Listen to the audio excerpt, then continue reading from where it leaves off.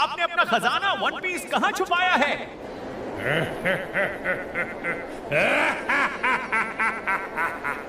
मेरा खजाना?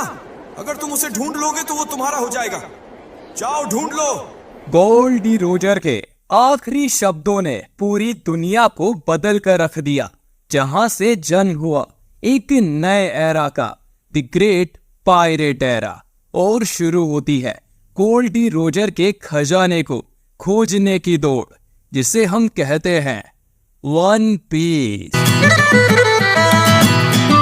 हमारी कहानी शुरू होती है मंकी डी लूफी से, जो कि बहुत बड़ा पायरेट बनना चाहता है, जिसके लिए वो शैंक से उसकी क्रू ज्वाइन करने की रिक्वेस्ट भी करता है। लेकिन छोटे होने के कारण शैंक्स लूफी को साफ साफ मना कर देता है, जिससे हताश होकर लूफी एक कोने में जाकर रोने लगता है, जहां उसे एक डेविल फ्रूट दिखाई देता है। यहाँ मैं आपको बता दूं कि डेविल फ्रूट खा लेने से इंसान के अंदर सुपर नेचुरल पावर आ जाती है, और वन पीस की दुनिया में ऐसे कई सारे डेविल फ्रूट्स हैं। यहाँ लूफी ने गम गम डेविल फ्रूट खाया था, जिससे वो एक रबर की तरह स्ट्रेच हो सकता है। समय बीतता है और लूफी बड़ा हो जाता है।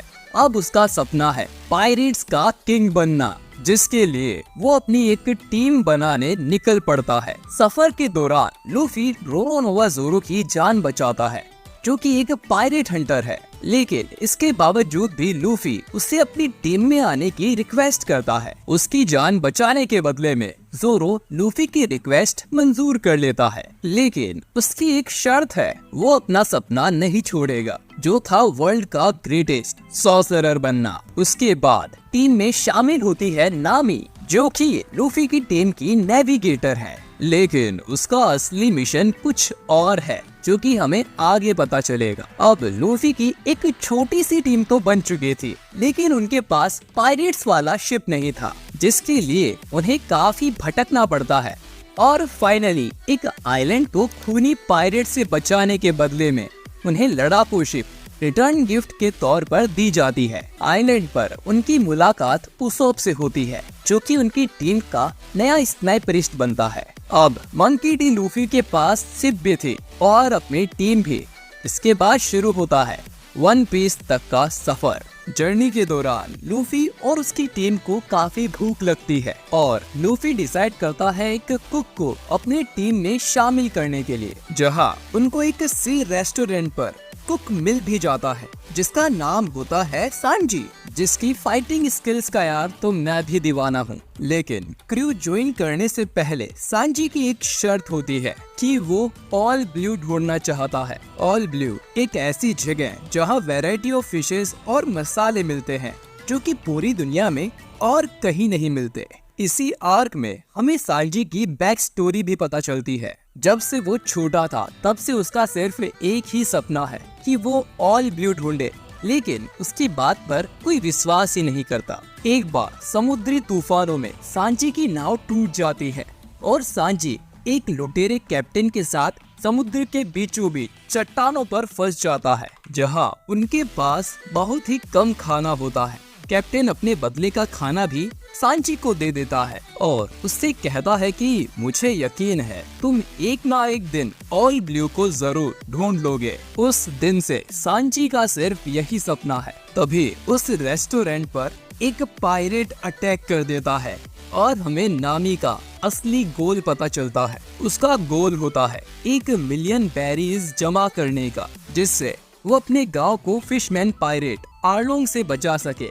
लेकिन 1 मिलियन बेरीज मिलने के बाद भी आर्लोंग उसका गांव तबाह कर देता है, जिसके बाद लूफी और उसकी पूरी टीम आर्लोंग को हरा देते हैं और नामी और पूरे शहर को आजाद करा देते हैं। अब नामी दिल से स्ट्रो हेड को ज्वाइन कर लेती है। आगे स्टोरी कंटिन्यू करने से पहले हमें वन पीस वर्ल्ड की कुछ चीजें पता होनी चाहिए। वन पीस वर्ल्ड में 90% वाटर है और 10% लैंड है, और इक्वेटर की जगह जो सी है उसे ही ग्रैंड लाइन कहते हैं, और गोल्डी रोजर का खजाना भी इसी ग्रैंड लाइन में कहीं छुपा हुआ है। इस वजह से वर्ल्ड के सबसे खतरनाक पायरेट यही पाए जाते हैं, जिसमें सबसे पहले आते हैं 7 मॉरलोर्स, जिससे गवर्नमेंट भी डरती है। दूसरे नंबर पर आते हैं खुद नेवी, और सबसे बड़ी पावर इस ग्रैंड लाइन में आती है 4 एम्परर्स, जिनसे टकराने में नेवी भी घबराती है। सफर में थोड़ी दूर जाने के बाद नामी की तबीयत बहुत खराब हो जाती है, जिस वजह से लूफी की क्रू को एक अनजान आइलैंड पर रुकना पड़ता है, जहां उन्हें चोपर मिलता है, जो कि एक बहुत अच्छा डॉक्टर भी है। लूफी के रिक्वेस्ट पर चोपर भी उसकी क्रू को ज्वाइन कर लेता है। फिर उन्हें सफर के दौरान एक प्रिंसेस मिलती है, जिसके किंगडम पर 7 मॉरलॉर्ड्स में से एक मॉरलॉर्ड्स अटैक कर देता है, जिसका नाम क्रोकोडाइल था, और उसने भी एक डेविल फ्रूट खाया था, जिससे उसे सैंड की पावर मिली थी। क्रोकोडाइल से लड़ाई के दौरान लूफी बस मरने ही वाला था, लेकिन उसे रॉबिन बचा लेती है, जो कि क्रोकोडाइल की ही एक मेंबर थी। पहली फाइट के दौरान लूफी को क्रोकोडाइल की एक कमजोरी पता चलती है, जो है पानी।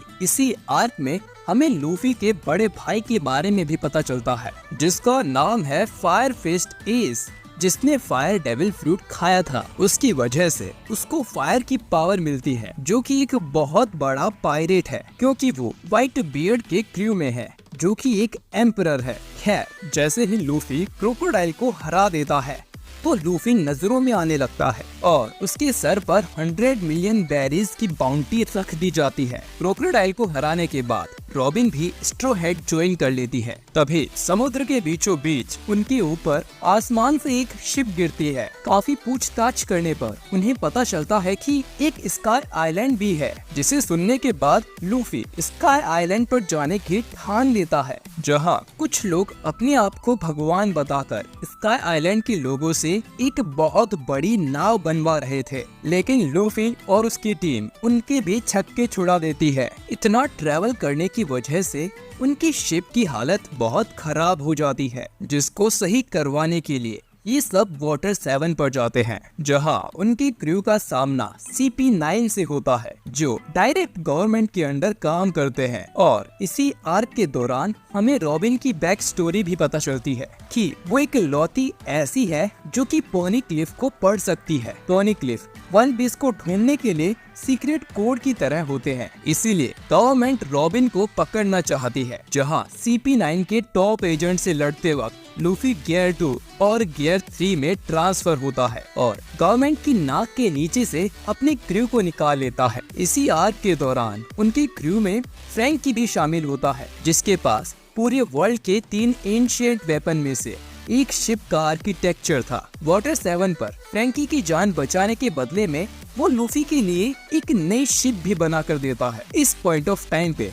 स्ट्रॉ हेड में टोटल 8 मेंबर्स होते हैं, नामी, सांजी, जोरो, रॉबिन, फ्रैंकी, उसॉप, लूफी और चॉपर। खैर, सेम आर्क में हमें लूफी की फैमिली के बारे में भी पता चलता है कि उसके फादर का नाम है मंकी डी ड्रैगन और वो एक रिवोल्यूशनरी आर्मी चाहता है, इसीलिए गवर्नमेंट की नजरों में वो एक टेररिस्ट है और वो इतने पॉपुलर है कि लूफी के अलावा सब उसके क्रू में उनके बारे में कुछ ना कुछ जानते हैं। उसके दादा नेवी में जनरल है और वो भी बहुत पावरफुल हैं। वाटर 7 के बाद वो एक नए एडवेंचर पर निकल पड़ते हैं। गाइस, वन पीस एक बहुत बड़ा एनीमे है, जिसे एक वीडियो में कंप्लीट करना बहुत ही मुश्किल है और शायद आपको समझने में भी। गाइस, ये थी आज की वीडियो एंड इसका पार्ट 2 भी आपको जल्दी ही इस चैनल पर देखने को मिल जाएगा, जिसमें लूफी के काफी बड़े बड़े कारनामे होने वाले हैं। वैसे अगर आपको पार्ट 1 अच्छा लगा हो तो लाइक करिएगा, और इस वीडियो का पार्ट 2 जल्दी से देखना चाहते हैं तो फटाफट सब्सक्राइब भी कर दो।